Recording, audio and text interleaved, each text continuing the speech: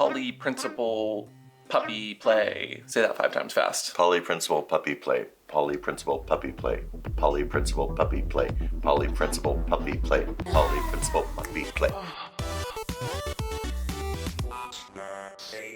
Hello! Welcome back to What's safe word? Hi, ma'am. I'm Miss Christopher. And today we're getting Polyculed. Hi, it's your 2 poly dads who are really rad. Today we're talking about polyamory. What is that not? Are you a dad now? What people First you're a top, now you're a dad?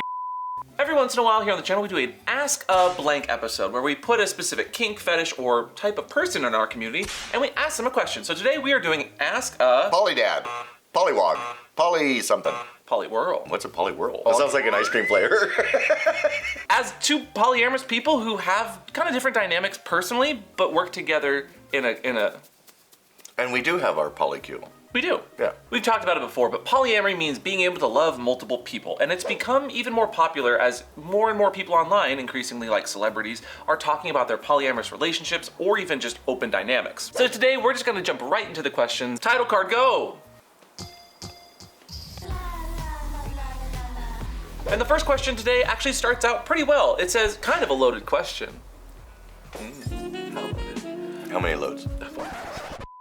When and how did you know you were polyamorous? Like, was there a moment where you felt like monogamy was just not working, or you just felt like something was missing? I think it was when I was in a relationship and then somebody else came along that I was also into. Yeah. And then I talked to the primary relationship and said, how do you feel about so-and-so? Went from Took there. it from there. I think I realized after I had multiple monogamous relationships that failed just because it wasn't working. And when I started to have my first open relationship that wasn't poly, but it was the first open relationship, I was like, oh, there's other dynamics. Yeah. There's other things here. When it comes to monogamy feeling like it's not working for you though, I think it's a matter of not so much maybe missing, but it could be something like communication's not good, or maybe you're just wanting a bit more. You know, we have been brought up to feel that there's this one and only person that's going to complete all your needs. Yeah. That's almost impossible. So sometimes you find other people that do and fulfill needs that the other person you loved doesn't, and so you're getting it from 2 different sources to complete your needs. Like cleaning your laundry. No, we're not talking about chores. I'm talking emotional needs. We'll get to chores.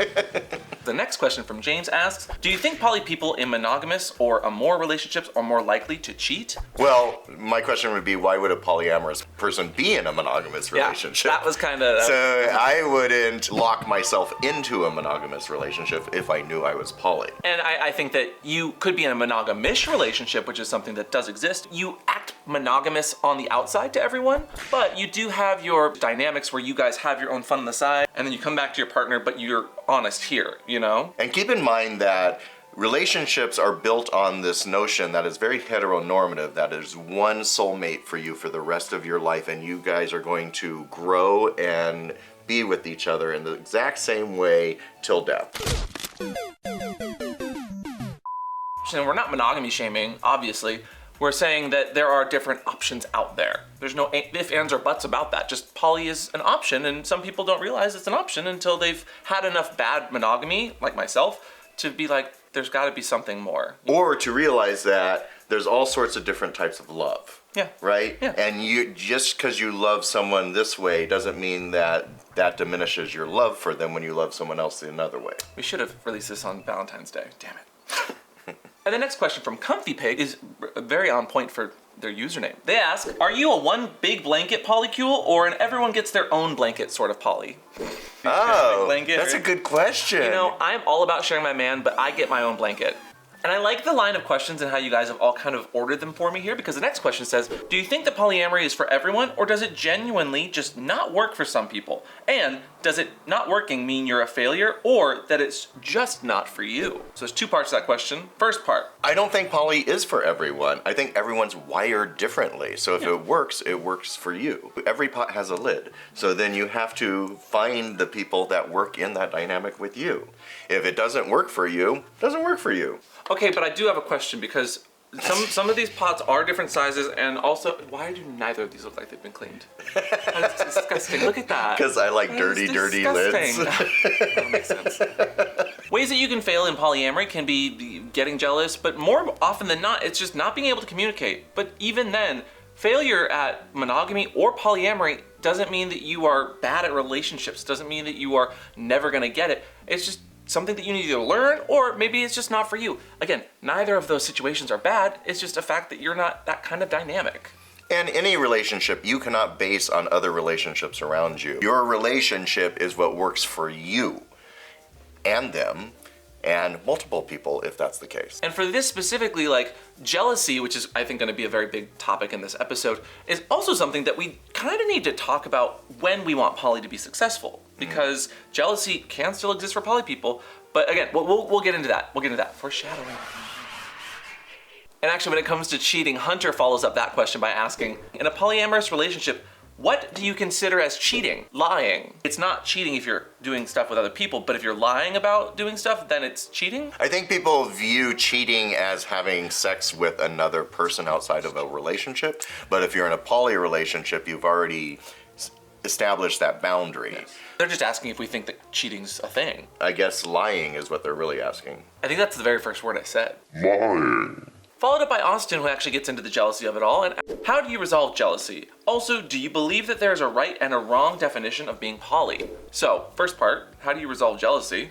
When I'm feeling jealous, I kind of do a little self-reflection and try to figure out what I'm jealous about and what it really is. Usually it's time.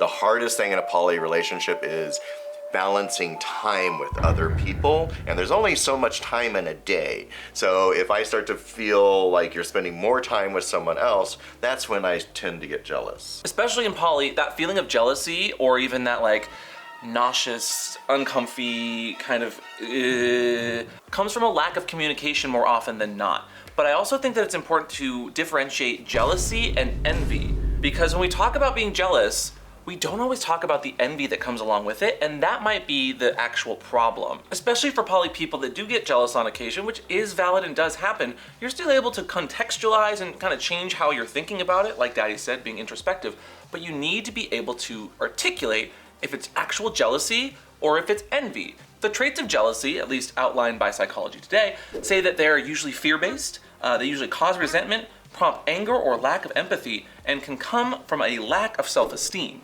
Whereas envy is based on the desire to have something that doesn't belong to you, something that causes sadness, something that prompts personal change, or something that can come from a lack of possession. So, when we're looking at poly, sometimes we do have to contextualize that jealousy. That way we can at least properly respond. And if your partner does say they are feeling a little jealousy, sit there and listen to them and try to figure out why. So let's talk about our personal relationship, Daddy, then. How does that make you feel? Very jealous. Well, the next question from Mitch asks, how do you deal with one person in a dynamic wanting more of a relationship with you than you want to have with them? Different level of feelings? Dump them. No. I'm kidding. Poly lifestyle does bring about people with different drives, wants, needs. If you're not able to label out those wants, needs, have to haves, and can like live withouts, then you're not able to articulate what kind of relationship you might want, and that could cause some confusion. Yeah, it's very confusing when you're not able to tell your partner what you want. But if you can contextualize why you want that thing, it does help with the conversation. How do you deal with it? You guys talk about it, because your one instance there is going to be very different. Like for instance, Daddy, how many partners do you have? 233. Okay. We need to roll it back. I said no more than 200. No, for real though. How many partners do I have currently? 2. You and the pig. There's other people that are constant? I mean, I have constant play buddies. Okay, so you don't consider them part of your poly family? No. Okay. And that kind of attachment is different for everyone. So hopefully the people that you're constantly playing with understand that, all 233 of them. And this is where we go back to time. I have sat down individually with each one of them and listened for their concerns. Poly is work. It is work. It is work. And there's a lot of politics involved. Yeah, I think I got one right here actually. Can you? Oh, you have a tick? Let me get it. Yeah. Let me get. Got it. Just eat it? Ew. Next from Detective Drew asks, I have a question that's been plaguing me. How do you figure out the cuddling when there are 3 of you on a couch and there's just no proper way to do it. There's too many options, apparently. This is a great question. Logistics are hard, especially like if you visit family with 2 other people that are in your poly relationship. Where do you all sleep on a queen-size bed? Daddy needs the whole bed. So, yes, the logistics of having multiple people on normal furniture is hard. So just get a larger couch, get a larger bed. The technical term is cuddle puddle, which is great on today's sponsor. You just push all the boys off onto the floor. That's all you do. No. You push them onto the HELIX sleep mattress. Get a bigger HELIX sleep mattress. That is the answer.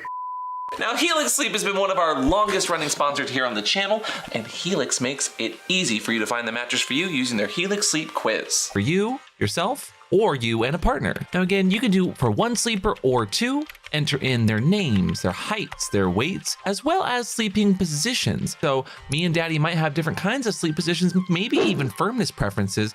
And if you happen to be like us, who are a little older, we do have body aches and pains that we can also specify. Lord knows my knees will never be the same since COVID. But we ended up with a what, Daddy? A dusk? Lux! And, Daddy, how are you enjoying it? I love my Dusk Lux. Say that 3 times fast. Dusk Lux. Dusk Lux. Oh, Dusk Lux. Yep. And since getting our mattresses, I've actually never had sleep that was this good. I had an old mattress that had some springs in it, and because HELIX has springs and this lovely cushioning sensation, they're not only the best mattress for sex, but they're just the best mattress to get a good night's sleep. And before I got this mattress, I had my other mattress for over 10 years. Plus, HELIX not only ships to you very, what, Daddy? Quickly. Some scissors or... Oh my God! I got it. And when you're ready to really let it inflate, do not try this at home. What do you do, Daddy? Ooh, it's the opposite of a vacuum rack. It goes, ready? It's eating me! Whoa! If you've ever bought a mattress, there is that nagging sensation of ooh, is this the right mattress for me? I don't know if I like this. So we especially like that they have what, Daddy? 100-night sleep trial. So over 3 months for free that you get to try it out. And if you don't like it, you can ship it back and you get a free refund. And don't forget, HELIX has a 10-year warranty. And they even offer financing options and flexible payment plans. So If you go to HELIX Sleep today and use offer code WAT, and you'll get 20% off your own HELIX mattress and 2 free pillows on us. Although HELIX, you need to get more than 2 people on that test. The HELIX Sleep quiz is great, but what if we have a 3rd? Or a 4th or a 5th. Okay, you're asking a lot there. You're getting a little greedy. That's the thing that people misunderstand and I think are envious of. They think that people are greedy for having multiple sex partners. No, they're just capable of it and they know how to communicate. Well, truthfully, that is why my family is so small now. When I first got into poly, I did expand the family too quickly with too many people and didn't have enough time for everyone. So that is something to watch out for. And a great way to get into this next question from Patrick that asks, what is something you never considered an issue before entering a poly dynamic? And what is something you wish had been defined or discussed a lot earlier in your dynamics? I would say generally communication is the big one that people don't fully understand before poly, but for me as an analytical person, I wish I had known all the different little plot charts of how poly can work and the type of dynamics that are out there. Also, triads usually are 3 people and they can be 3 separate people all together, or they can be intermixed with just 3 people. The quads are you can have 4 people, or you can have 2 couples that play with each other. You have the V relationship. I'm giving you just a crash course where it's you have one person up here that plays with these 2 people that don't ever connect maybe, or they might. You have solo polyamory. Maybe you're just the one person over here that has a bunch of different people that, they're all in their own lives, but you're still in love with all of them. And then you can have a polycule, which is a mixture of a bunch of people. The biggest problem I had at the beginning was getting into a poly relationship with people who weren't poly, but they were trying it just to see if it worked. So to that, I will say just be honest that you're really trying, so that if the more experienced poly person that you're in a relationship with is kind of frustrated, they at least know. And if they have that patience for you, then you know that relationship's gonna be good. If they don't, they might be on another level that it doesn't work. But you have to be honest. Honesty and communication are just huge within polyamory. Don't try to make poly happen. Stop trying to make poly happen. It's not going to happen. Stop trying to make fetch happen. It's not going to happen. And the ones that didn't work for me were the ones that weren't even honest with themselves. Because, like, I've played with your partners before, but then I also interact and socialize with your partners. You can interact and socialize, but when we both have our independent lives, we are a couple together. More so, I just think that it's interesting that you look at it that way. I look at our families as more of a polycule, but I'm also demisexual, and I'm not having sex with a bunch of people, but I am having emotional relationships with them, even if not sexual. Yeah, so you get more into the emotional relationship with them, and I'm in the slam. I'm not emotional. The next one from Forrest, very serious question. Absolutely, we need to answer it. Asks, not necessarily a question, but a fun joke is, everyone part of a poly family brings a different streaming service into their relationship. Yes. I think I have Netflix and Hulu. What are you paying for? I don't pay for any of them. But I've got all of them. Yeah, no, I know you do. And usually it says Daddy's channel or Daddy. Shadow Obsidian asks, how does it change how you spot and avoid abuse, especially when it seems to be one against the group or vice versa? I think for us, it's shown us how to kind of navigate finding new relationships or partners within our kinky scene a little bit differently and better. I might have a specific idea or perspective on who that person is with my own experiences with them. And that does help us to kind of narrow down our playing field, but also make sure that we avoid people that aren't good fits for us. Yeah, and if you're entering a poly family, try to get along with everyone. Don't cause drama, because that's just going to make it uncomfortable for everyone. And you know the saying, a bad apple can ruin a whole bunch? That is true here. Nobody says that anymore, but yes, I do know that saying. A doctor a day keeps the apples away. Yeah. And it's important to know that most relationships will change and sometimes end. It's how you treat those endings that's important. Everyone has to end things on their own terms and in their own ways, and anger and resentment does not help anything. As far as ruling people in or out, Kiki asks, what is the one rule you have and refuse to change when it comes to poly? For me, you have to be good at communication, expectations, and Google Calendars. If you can't figure out those three things, you're out. I would say communication and drama. I have very low tolerance for drama. I thought you were gonna say they had to be drama. They had to be full of drama. Full of drama. Give me the drama. Next from John, who does all the laundry? The pig. Call back. It's okay to have relationship dynamics where people have chores and tasks, and you can even have sub-dom roles inside your poly relationships. I actually like these next two questions that were literally right next to each other. The first one from A Bard of Time says, how do you balance making each other partner feel important and or loved? And then right underneath that, Pup Creamy says, could you survive without Google shared calendars? I think that they go hand in hand. Although I'm really bad at Google calendars, I always put the wrong thing on the wrong calendar, which gets confusing. But yes, time management is the hardest thing about being poly. I think I saw once someone said that being poly meant you had a time kink. A time management kink, yes.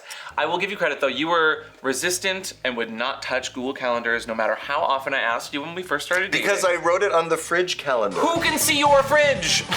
Me! Thank you, exactly. And every once in a while, sometimes it doesn't get on the right calendar, but that's okay because we're doing our best and we don't get mad at each other because we know that we're just trying our best, okay? Make sure you balance it. So balancing is hard. You just have to talk to everyone. Balance for me. Just stand on one leg and... Is this your poly pose? Yeah.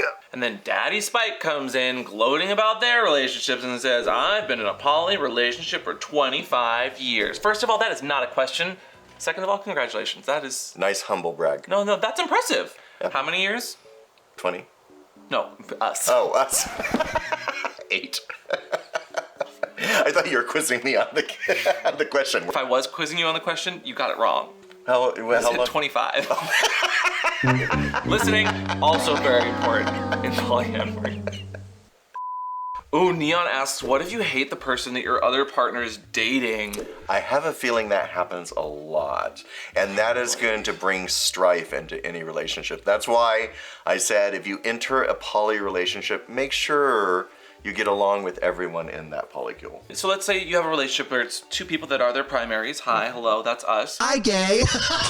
And then we have our other little branches that reach out that way. I feel like in our relationship, he has more pull, obviously, than any of these people. But like, I also should get that same pull. If I don't like one of his partners, hopefully I'm having that conversation early on to be like, hey, they did something that wasn't really cool, and I own up to my mistakes too if I've done anything. But like, that's tough. And realistically, it will happen. If you're in a large family of any kind. I mean, the second you add one person in, you add in baggage, dynamics, different communication styles. Personalities. Yeah. Hopefully some kind of personality. Why are you Bad hating? breath. Well, you know. okay. If communicating about that doesn't work, then you're gonna have to end things. You are just, no, don't include, you keep saying just end it. You're being so negative. No! You are! If something that is coming into your relationship, your primary relationship, is toxic, then you're gonna have to end it. Kill the pig. No, the pig is great. Pig does my laundry. I'd tread lightly if I were you. And last but not least from Domina, might be my favorite question and maybe the most important for those of us in that dating sphere, but also unsure about polyamory. And it goes, when and how do you inform the person you're interested in dating that you are polyamorous or in a polydynamic? Do you simply state it on your profile, tell them about your other dynamics after a certain talking stage is over, or something else? I think it's appropriate to put on your dating profile. That way people have it up front and there can be no argument about it because you were truthful up front. Yeah. If it's just a blind date, I don't know if it's appropriate to do it the first time, maybe the second as you get to know them better. No, but I think that's the big thing is honesty and being upfront. If you're on a dating profile and the app allows you an option to say something, be honest there, or say like, ask me about it. And that way you can explain. I think the question is framed as being poly as a negative. So you're like, it's not like saying you've done porn in your past and you might freak someone out and That's they not fly a negative. away. That's not a negative. It was for a couple of people I dated. Sure. If they want in on this, they gotta get in on this, or at least be down for it without jealousy or envy rearing its ugly head too often. Yeah, but I think too many people are ashamed of being polyamorous and might lose the person they're interested in if they tell them. So you're not going to change who you are, so you might as well be upfront about it right at the beginning. But I can change him.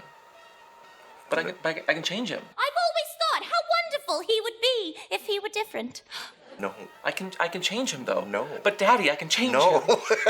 Ironically enough though, if you are looking to date online, there is this app called Field that is a non-monogamy based app. And between 2021 and 2022, they saw an upwards of 250% increase in monthly active users. And they even went on to give us some facts saying that it's now estimated that about 5% of current relationships are openly non-monogamous, and about 20% of Americans report that being non-monogamous has been a part of their relationship style at some point. Especially your generation coming up, they are not going into this heteronormative one-on-one relationship style. People are realizing that they love multiple people in different ways, and they're finding non-monogamous relationships to be more beneficial for them. So if polyamory is something you want to get into, do it, try it, be kind to yourself, and learn these different communication styles and at least what polyamory is going to entail. But we're not saying you have to. No, and that's the T, because if you put a T in relationships, then it's relationships, and no one wants that.